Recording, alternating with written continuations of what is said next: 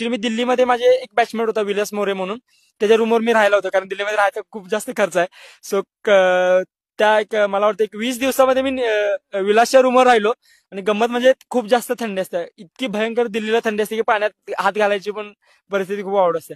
So त्या room मध्ये मला ऍक्च्युली त्या मुलांनी 20 दिवस मी होतो ना, तर ऍक्च्युली मी जेवलेलं माझं स्वतःचं ताट पण नाही धुऊ दिलं. म्हणजे सुमित स्वामी म्हणा किंवा तेजस वगैरे होतं, विलास वगैरे होते, त्यांनी मला स्वतःच ताट पण त्यांनीच धुतलं का आजारी वगैरे पडला तर काय करायचं म्हणून. सो ते एक होतं. सो त्यांची एक मला खूप हेल्प झाली. मग आम्ही 3 जण काय करायचो, म्हणजे आम्ही 4 जण टोटल, की माझा मॉक देऊन आलं तर मॉक लावून बसायचो. ते त्यांचा अभ्यास सोडून माझा मॉक लावायचे. भाई साल्या तू इथं असं बोललास बघा, असं बोलायला नाही पाहिजे होतास, हा हे खूप जरा चांगलं बोललास. मी काय करायचं की काही वेळा असं बोलताना असं पुढे वाकून बसायचं खुर्चीमध्ये. मग ते मॉक मध्ये दिसून यायचं ना व्हिडिओ रेकॉर्डिंग असल्यामुळे. मग ते मला सांगायचे की असं बसू नकोस. मी बोलताना सारखं सर सर सर म्हणायचो. सो ते मला सांगायचे सारखं सारखं सर म्हणू नकोस, ते कसलं ते घाण दिसतंय बघायला. सो मग ते असं होतं की मग ते काय आहे ना, आपल्या चुका आपल्याला समजत नाही, समोरच्या आपल्या मित्रांना सांगितलं की जरा चांगलं पडतंय आपल्याला.